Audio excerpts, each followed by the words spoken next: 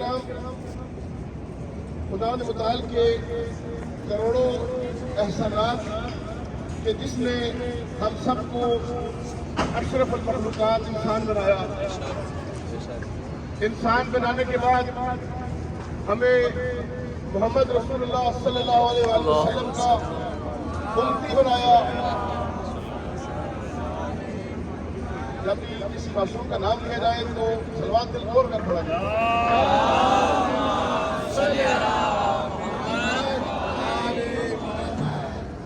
رسول پاک کی امتی ہونے کی وجہ سے ہم مسلمان کہلائے.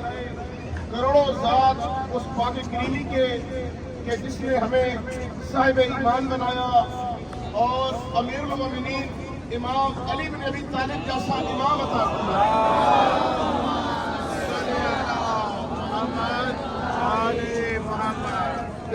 یہ ساری خوش نصیبیاں اپنی جگہ پر ہیں.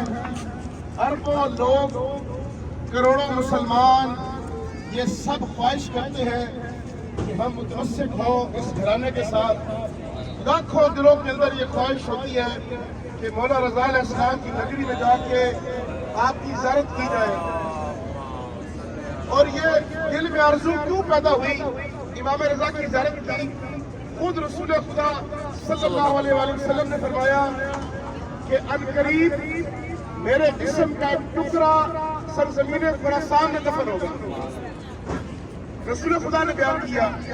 امام رضا آئے یہاں پر 200 ہجری میں، 202 ہجری میں آپ یہاں پر دفن ہوئے. رسول خدا فرما رہے ہیں بہت پہلے، کم از کم 200 سال تو پرانی بات ہے کہ رسول خدا نے یہ کہا کہ عنقریب میرے جسم کا ایک ٹکڑا سرزمین خراسان میں دفن ہوگا. اور پھر فرمایا کہ جو شخص معرفت کے ساتھ خراسان جا کے میرے اس بیٹے کی زیارت کرے گا، میں رسول خدا یہ ضمانت دیتا ہوں کہ اس کے جسم پر جہنم کی آگ حرام ہے.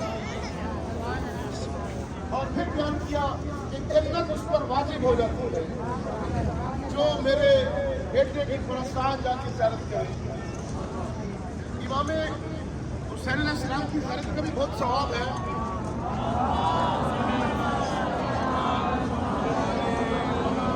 دیگر معصومین کی بھی زیارت کا بہت ثواب ہے، لیکن روایات میں جو زیادہ ثواب بیان کیا گیا ہے وہ امام رضا علیہ السلام کی زیارت کا ثواب ہے.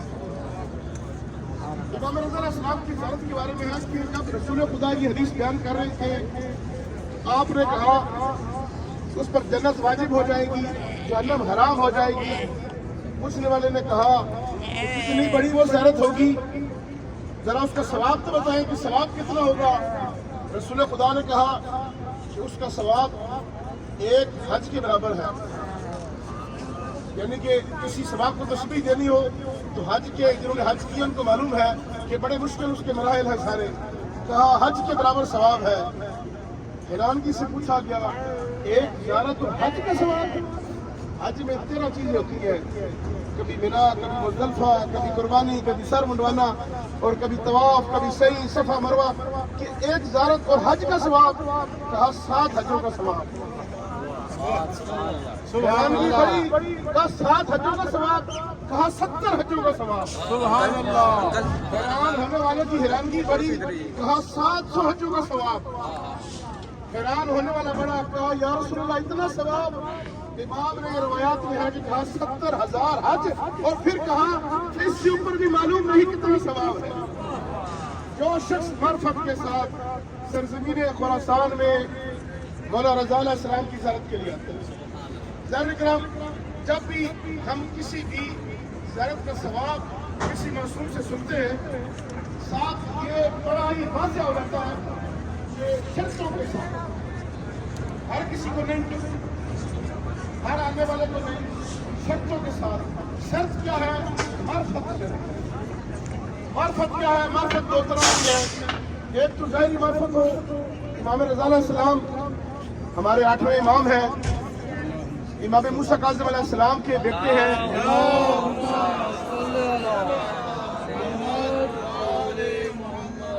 وقت کے امام تھے. یہ ظاہری معرفت ہوئی. اسی طرح باطنی معرفت بھی ہے کہ امام کو امام برحق سمجھنا. میں اکثر کہا کرتا ہوں کہ ہم نے جو زراعت پڑھی ہے، زراعت پڑھتے ہیں، مجھے ہمارے کیا رسول بھائی نے سوال کیا کہ آپ لوگ جو اتنا خرچہ کر کے ان ذریعوں پہ جاتے ہیں تو کیا وہ ساری باتیں یہاں نہیں ہو سکتی؟ دنیا گلوبل ولیج ہے، تصویریں خوبصورت سے خوبصورت بنا کر آ سکتی ہیں، یہاں بیٹھ کے زیارت کرو۔ تو میں نے کہا کہ ہمیں جو مجھے سمجھ آئی ہے زیارت کی جملے کہ سب سے پہلے ایک تو خود رسول خدا کا اور معصومین کا آڈر ہے کہ جاؤ ان کے پاس، حق کے شفاعت طلب کرو، یہ شفاعت کرنے والے ہیں، اور خود ہم اپنے لیے یہاں پر حاضر ہوتے ہیں۔ اور دوسرا ان کی ذریعے کے پاس رک کر ایک ہم چیز پڑھتے ہیں کہ سلم لمن سلمکم وحرب لمن حربکم وعدم لمن عداکم۔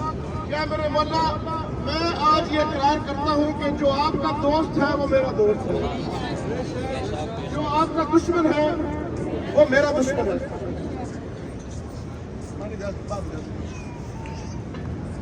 جو آپ کا دوست ہے وہ میرا دوست ہے، جو آپ کا دشمن ہے وہ میرا دشمن ہے۔ اگر کسی مومن کی اور ہمارے ساتھ جو کہ دیگر مسالے کے بھی لوگ یہاں پر آتے ہیں، کسی بھی شخص کی زیارت میں اگر یہ چیز نہیں ہے تو اس کی زیارت کا کوئی فائدہ نہیں ہے۔ ایک چیز کا ارادہ کنفرم کر لے کہ مولا رضا علیہ السلام آپ پر ہمارا سلام، جو آپ کا دوست تھا ہمارا اس پر سلام، جو آپ کا دشمن تھا وہ ہمارا دشمن ہے۔ ہم اس سے اعلان بیزاری کرتے ہیں، ہم اس سے لا تعلقی کا اعلان کرتے ہیں۔ لیکن اب ہمیں کہا جاتا ہے کہ شیعہ معاذ اللہ، یہ شیعہ جو ہے وہ لانتے بھیجا کرتے ہیں۔ لعنت تو خود خدا نے قرآن کے اندر کی ہے، کبھی جھوٹوں پر لعنت کی ہے، کبھی قاتلوں پر لعنت کی ہے، کبھی کفار پر لعنت کی ہے، کبھی منافقین پر لعنت کی ہے۔ تو یہ لعنت دینے سے مراد کیا ہے؟ کبھی ظالمین پر لعنت کی ہے۔ تو یہ لعنت سے مراد کیا ہے؟ لعنت ایک دعا ہے، کہ خدا کی رحمت۔ لعنت کا لفظی مطلب یہ ہے کہ خدا کی رحمت۔ یہی اعلان ہے جو بھی معصومین کا دشمن ہے، ہم کم از کم اس سے یہ تو کہہ سکتے ہیں کہ اللہ کی رحمت ہے اور اپنا لا تعلقی کا اظہار کرتے ہیں۔ قرآن میں سورت ہے سورہ برات، پوری سورت ہے، یہ قرآن کی واحد سورت ہے کہ جس میں بسم اللہ الرحمن الرحیم نہیں ہے۔ باقی تمام صورتوں میں بسم اللہ ہے، لیکن اس واحد صورت میں بسم اللہ الرحمن الرحیم نہیں ہے۔ یعنی وہ خدا جس نے حکم دیا کہ ہر کام کرنے سے پہلے کہو کہ شروع کرتا ہوں اللہ کے نام سے جو بڑا رحمان ہے اور رحیم ہے۔ لیکن ایک ایسا مقام آتا ہے کہ اللہ کہتا ہے کہ رحمان رحیمی کا تذکرہ نہیں ہے، ڈائریکٹ لعنت سے بات شروع کی اور مارو، اور اس الفاظ کے ساتھ جو ہے آغاز کیا۔ یعنی کہ کچھ ایسے بھی لوگ ہیں کہ جن کے بارے میں رعایت نہیں ہے، ان سے جب کلام کی جاتی ہے تو خود خدا کا یہ سلسلہ ہے کہ پھر وہ رحمان و رحیمی کا تذکرہ نہیں کرتا، ڈائریکٹ ان سے بات کی جاتی ہے۔ سادہ کرام، میں مختصر کروں گا، ہم نگریہ خراسان میں موجود ہیں۔ نگریہ تھوڑا سا رستہ دیجیے گا، باقی لوگ توجہ رکھیں، بڑی جگہ ہے، گزر جائیں گے۔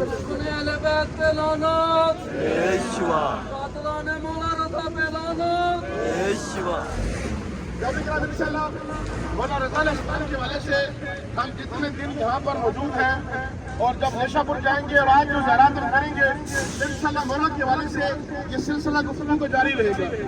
ابھی ہم حرم کے اندر جا رہے ہیں، ساؤنڈ اندر لاؤڈ نہیں ہوگا۔ حرم کے کچھ مقامات ایسے ہیں وہ آپ کو دکھائیں گے، آپ کو وہ باغ دکھائیں گے جہاں میرے مولا کا گھر تھا۔ امام رضا علیہ السلام کو جو کرے تو کوئی بات نہیں ہے، یہ سارے معاملات ہوتے رہتے ہیں۔ امام رضا علیہ السلام وہ امام ہیں کہ جن کو مدینہ سے خراسان بنوایا گیا۔ امام رضا علیہ السلام کو بلند کر دیتا کہ آواز سب کو جائے۔ امام رضا علیہ السلام کو مامون الرشید ملعون نے، جو ہارون رشید کا بیٹا تھا، امام کو مجبور کیا کہ آپ مدینہ چھوڑیں اور سرزمین خراسان میں آئیں، اور امام کو ولی عہد بنایا۔ امام نے ولی عہد بننے سے انکار کیا۔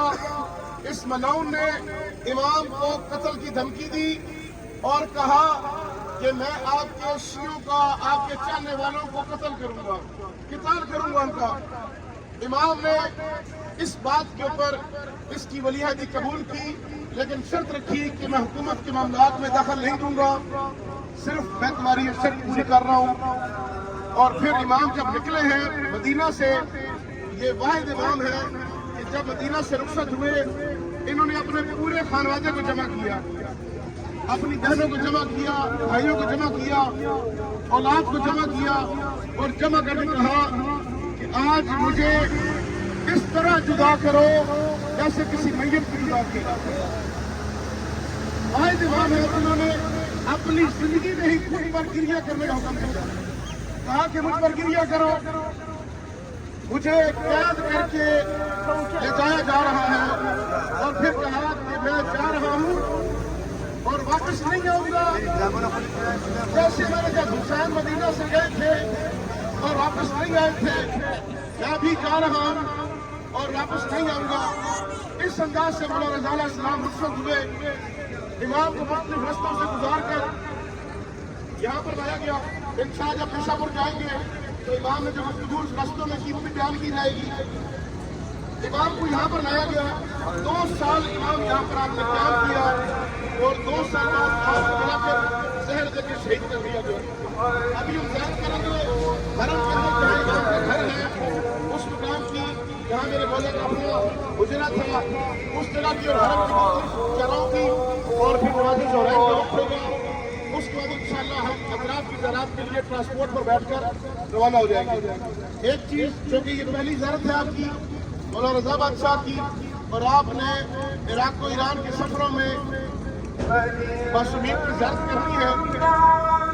کسی بھی معصوم کی جب زیارت کرنے کے لیے جائیں تو قرآن کریم کی آیت کی روح سے یہ واجب ہے کہ آپ اس میں دخول پڑھیں۔ قرآن کریم کی آیت ہے یا ایھا الذین آمنوا لا تدخلوا بیوت النبی الا ان یؤذن لکم، اے ایمان والو جب نبی کے گھر میں داخل ہونا تو اجازت لے کر داخل ہونا۔ تو یہ سب گھر جو ہے یہ نبی کے گھر ہے، کہ اولنا محمد وآخرنا محمد واسطنا محمد وکلنا محمد، یہ سارے کے سارے نبی ہیں، یہ سارے کے سارے محمد ہیں۔ تو ہم ان کے جب بھی کسی گھر میں جائیں گے تو اجازت لے کر جائیں گے۔ اجازت آپ کو انشاءاللہ اندر جا کر دکھاؤں گا اجتماعی طور پہ، اور پھر اندر داخل ہوں گے۔ آپ اگر دن میں 10 بار بھی آ رہے ہیں حرم میں تو آپ پوری زیارت نہیں بھی پڑھ سکتے، ایک لمحے کے لیے رک جائیں اور رک کر سینے پر ہاتھ رکھ کر کہیں کہ میرے مولا اجازت دیں میں اندر داخل ہو جاؤں۔ ہم اجازت مانگ کر جانے والوں میں سے ہیں، بغیر اجازت جانے والوں پر لعنت بھیجتے ہیں۔ اندر جائیں گے اور انشاءاللہ اس نے دخول پڑھ کے حرم میں جائیں گے، حرم کی طرف کی زیارت کرتے ہوئے جو حرم کے اندر کی طرف ہے، اس کے بعد انشاءاللہ نماز ظہرین ادا کریں گے، اور پھر انشاءاللہ ہم دیگر جو مشہد کی اطراف کی زیارتیں ہیں اس کی زیارات کے لیے روانہ ہوں۔ بسم اللہ۔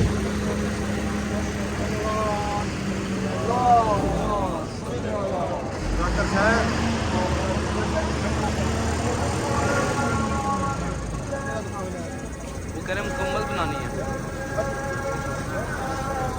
ان سے پوچھیں کہ ویڈیو مکمل کرنا۔